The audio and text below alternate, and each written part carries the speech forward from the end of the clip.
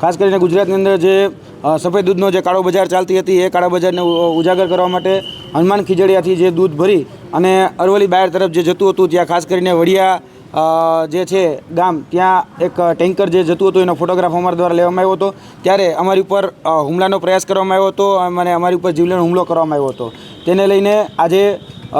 Police સ્ટેશનની અંદર ફરિયાદ નોંધાવવા પણ અમે જઈ રહ્યા છીએ અને આ જે દૂધ પકડાયું હતું એ દૂધ કેમિકલયુક્ત હતું તેના માટે પ્રાથમિક તપાસ માટે અમે FSSAના અધિકારીને ત્યારબાદ મામલતદારને અને અહીંના એસપીને મેં જાણ કરેલી હતી અને એ અધિકારીઓ આવ્યા હતા અને આનો પ્રાથમિક રિપોર્ટ જે છે દૂધનો એ આવી ગયો છે અને એ દૂધનો જે પ્રાથમિક રિપોર્ટ છે તેની અંદર બીફ ટેલો તેની સાથે સાથે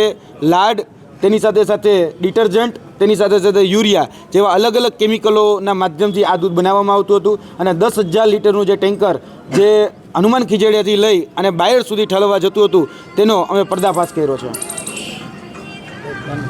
રેડી.